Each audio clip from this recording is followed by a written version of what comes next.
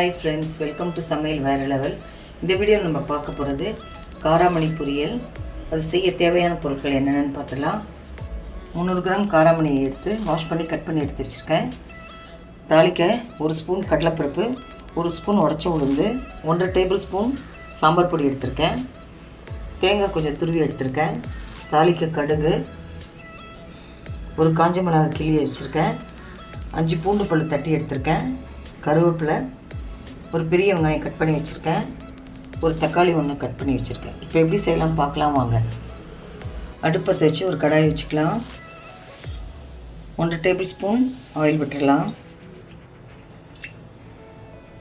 எண்ணெய் காஞ்சிருச்சு, கடுகு சேர்த்துக்கலாம்.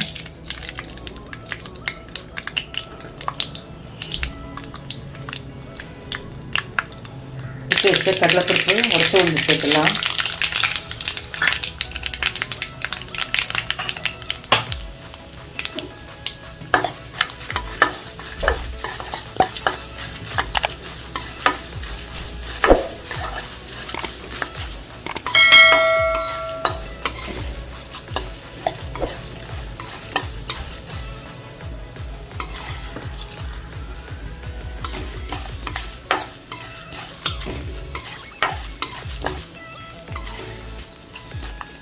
வெங்காயம் சேர்த்துலாம்.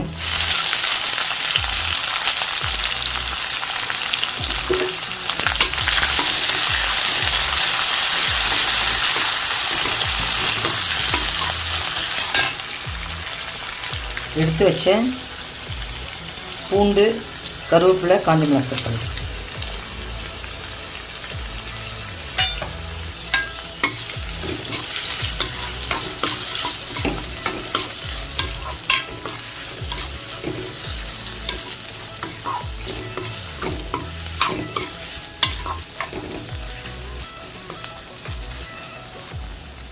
வெங்காயம் கொஞ்சம் வதங்கட்டும். ஒரு 1/4 ஸ்பூன் மஞ்சள் சேர்த்துக்கலாம்.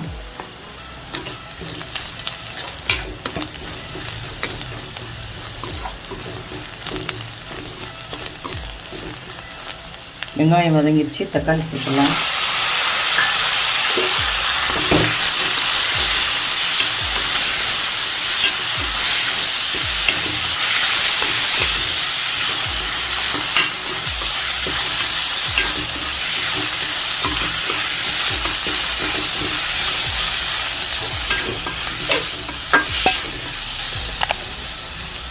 இப்போ கட் பண்ணி வச்ச காராமணி சேர்த்துடலாம்.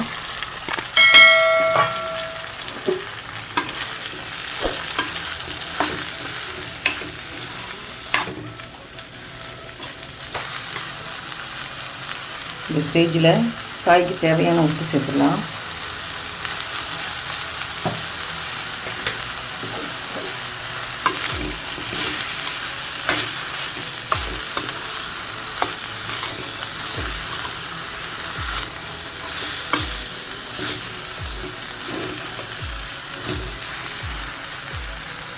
சாம்பார் பொடி சேர்த்துடலாம்.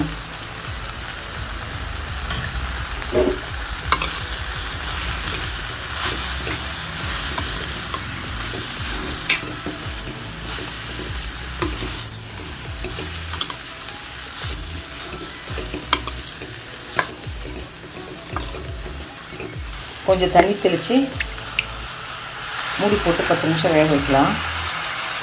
இப்போ மூடி போட்டாச்சு. 10 நிமிஷம் கழித்து திரும்ப கிளறி விட்டு வேக வைக்கலாம். ஓப்பன் பண்ணி பார்க்கலாம். காய் நல்லா வந்துருச்சு, தண்ணிலாம் வத்திருச்சு. இதுக்கு முன்னாடி ஒரு தடவை ஓப்பன் பண்ணி கிளறி விட்டேன். அது மாதிரி பண்ணால் அடி பிடிக்காது. ரெடி ஆயிடுச்சு. கடைசியாக தேங்காய் துருவலை போட்டு இறக்கிடலாம்.